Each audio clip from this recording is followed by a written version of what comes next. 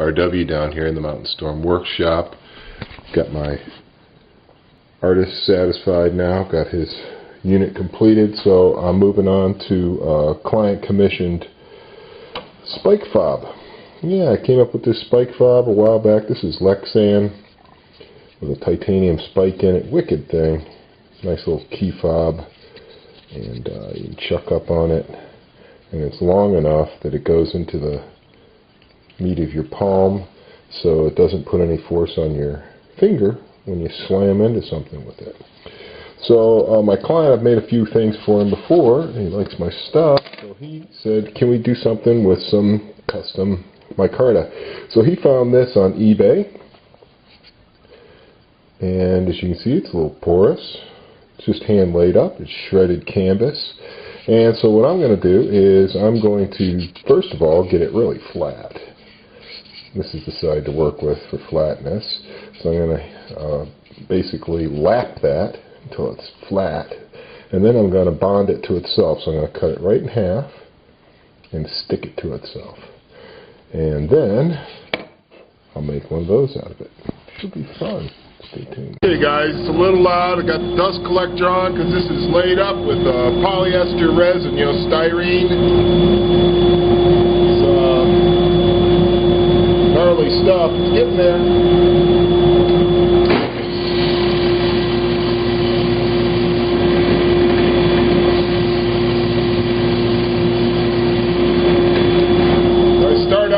Power sander. Yeah, micarta dust.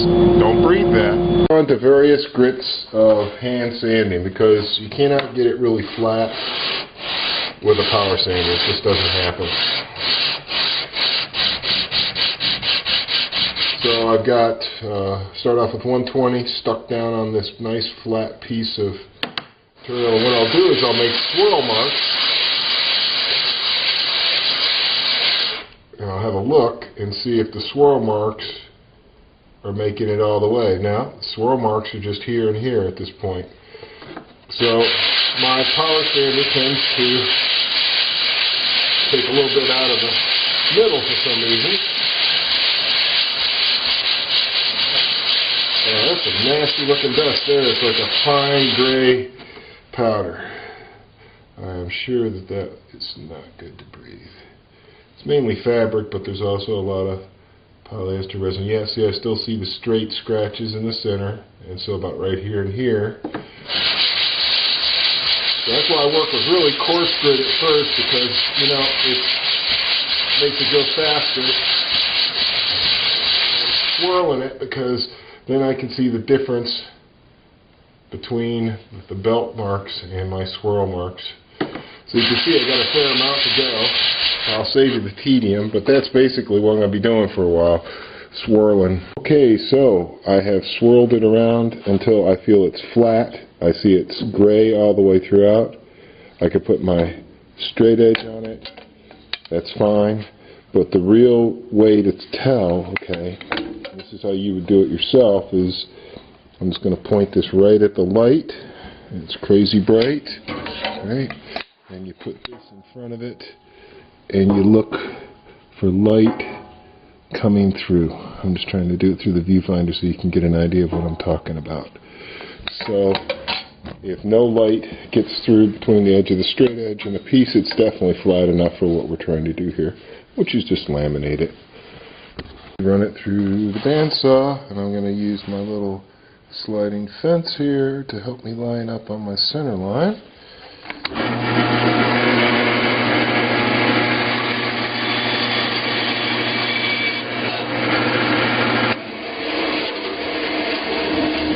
See if we got them pretty close to half. So yep, I'm going to sand it down and make it half later. But close enough for what we're trying to do here. So I'm going to be putting the two flat sides together. And we'll just take it from there. See how it works out. Right. Now, this is polyester styrene stuff.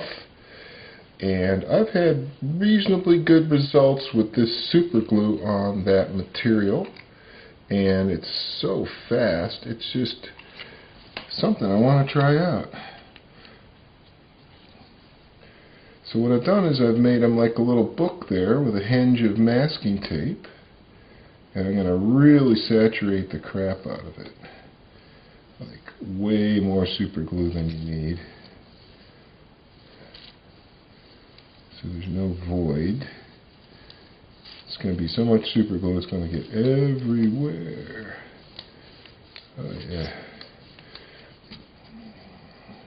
And it's about 60 degrees in the shop, so it's perfect temperature to be doing this. Don't have to worry about it drying out excessively fast. We're also getting a look at how super glue might work as a final finish for this material. It does seem to really bring out the color. That is way, way, way more super glue than is required. So what I'll do is I will hinge it together. And I will press it down and squish it until the super glue comes out. Yes, that's exactly what I'm going to do, and it's getting everywhere. That's why I did it on a piece of paper, so it'll be easy to sand off. Wow, it is oozing out in every way. Now what I want to do is put this in a clamp, and that should take care of it. Now that it's pretty much set up and I know it's not going to squirm around on me, I can clamp it from every which way. And I'll put another one on the bottom. Just rip it right off the paper there. Yep. In very short order. Wow. Okay, I got super glue on my fingers, which is never a good thing. You don't want super glue on your fingers. Wow. That's no good. That's a quick trick, by the way, if you gotta wipe something in, because if you use a piece of paper towel, it gets very, very, very hot. It has a reaction to cellulose materials, like the fabric that's in there. Out again. This thing is a nice solid block now.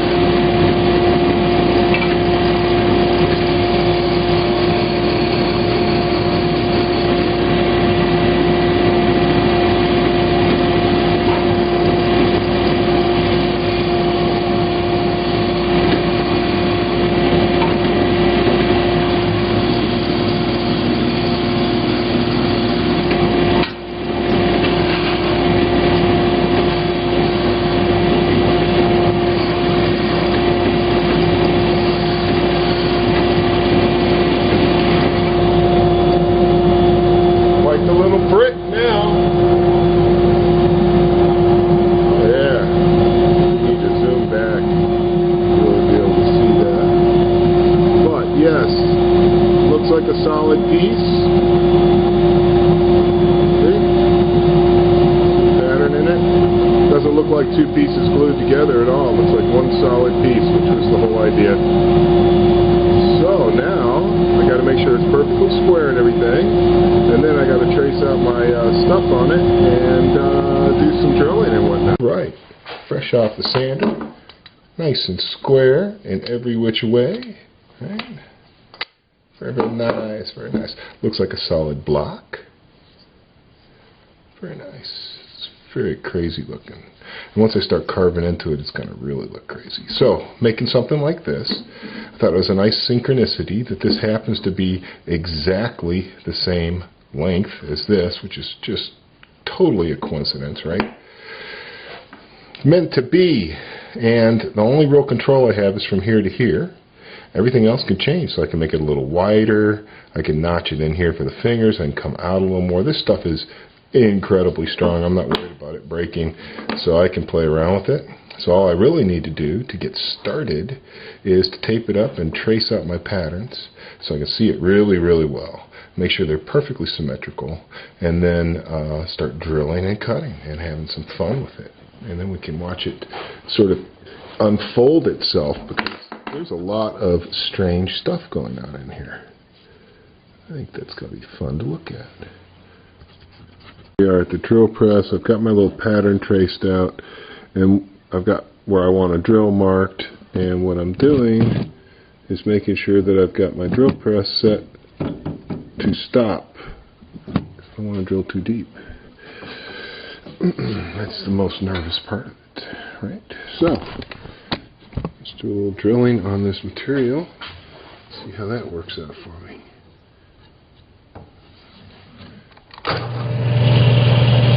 Boy, all different color shards coming out of there. That's pretty crazy. Red, white, and black powder. Wow. Okay, so the next thing I have to do is drill the finger hole. So I'm using a razor sharp, brand new Forstner bit.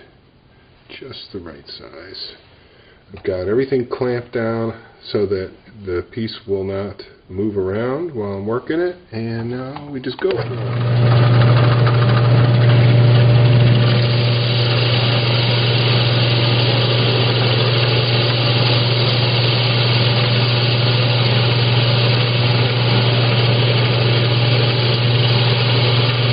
Done. Don't freeze that.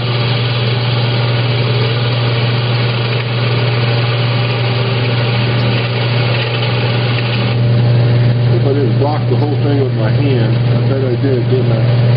Half the time. Alright, now I'm seeing wood chips. So, mission accomplished.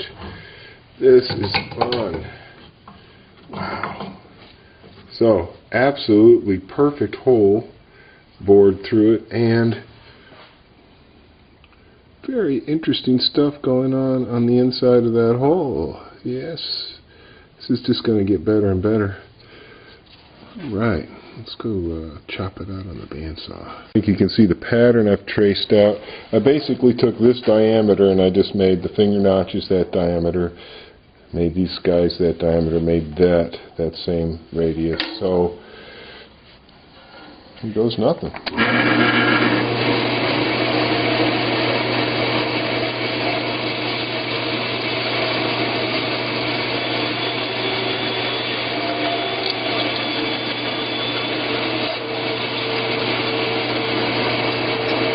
Wow, this stuff stinks!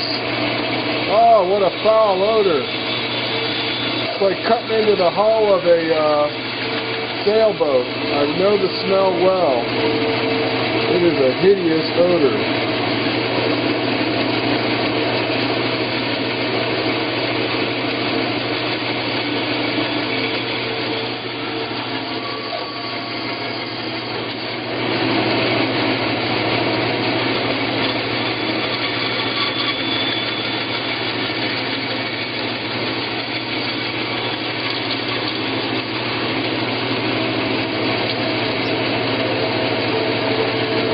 Cool.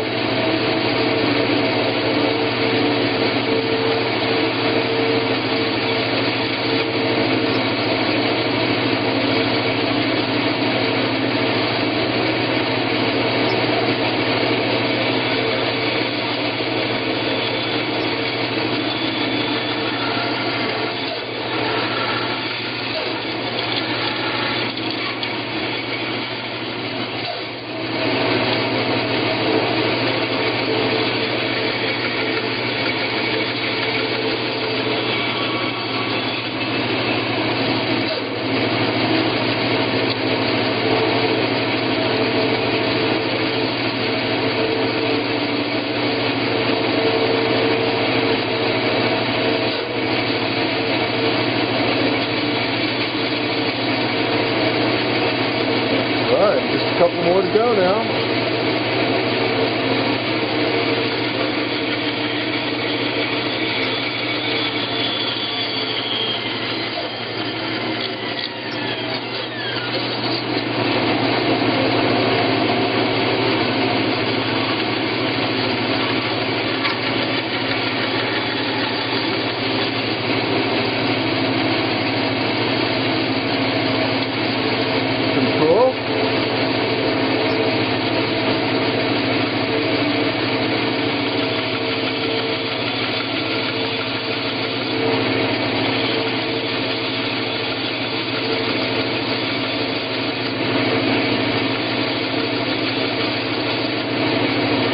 why I like wood. Wood does not stink like this. Man, this is just reeking so bad.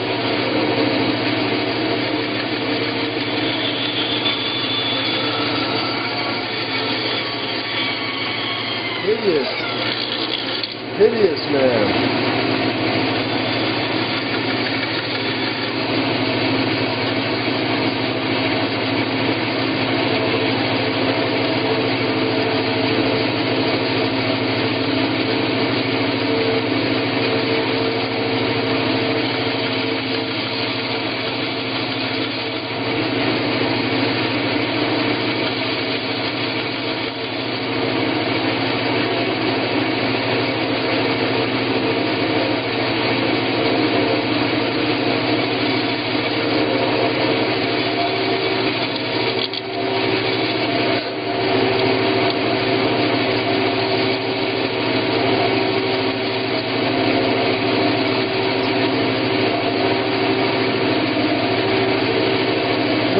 Pretty reasonable.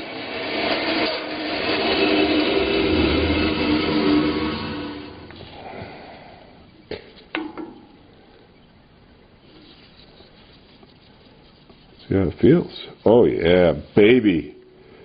Look out, world. Canvas impact tool. Who would have thunk it? Let's make it out of canvas. Why not? What the heck? Time for more noise. Got a good positive pressure going there. This stuff is really foul. So I'm just going to dress up my bandsaw marks.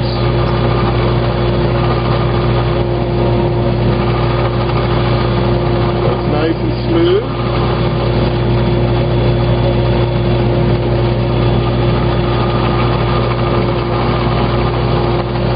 Going right to my pencil mark. I don't want to change anything. A few little marks still left in there. I am so glad I got the vacuum going, man, because this stuff is nasty. When it starts to get fouled up, I just come up a little bit. Go to a fresh area. Got a couple little marks.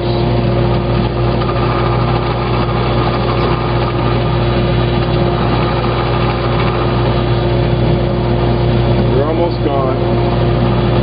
So I'm just going to be doing this for a really long time, so I'll save you the boredom.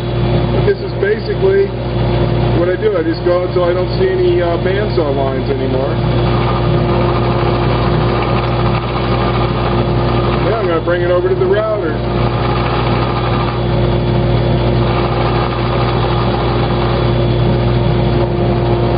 Last one to take off right there. Okay, that's what I'm after. So it's all trued up and it ends up looking like a guitar, which is interesting. So I was thinking that if I put a longer spike on it and then found a nice close fitting black rubber tube, right, and then that could go on a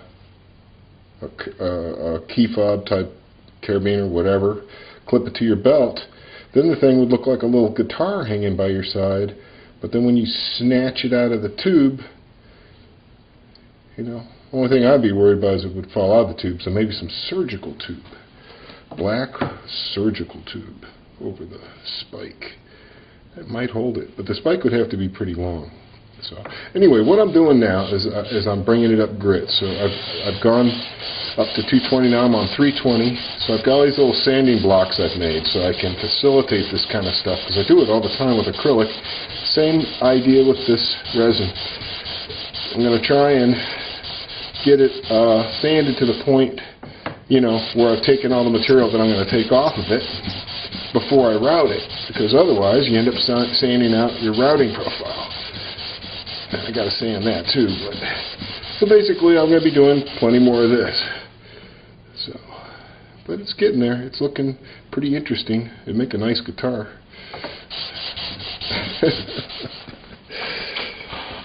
Stabby. Here it is. Sorry about all the blood, but I've literally been sanding so much I've sanded through the tips of my fingers.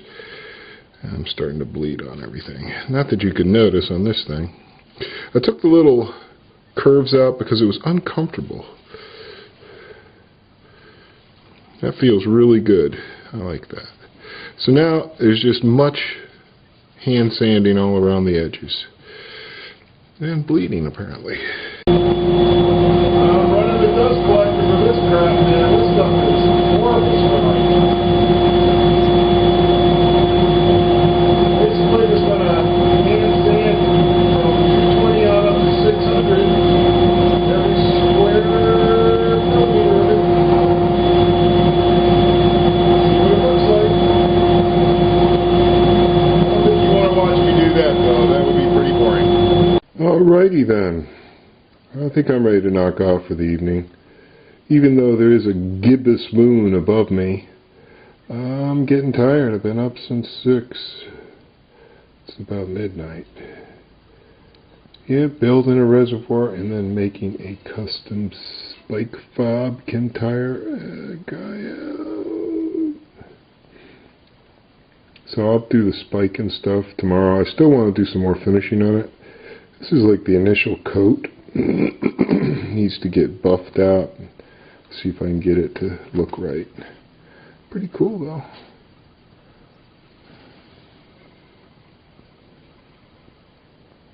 Yep. Spiky tack fob. Stabby guitar style.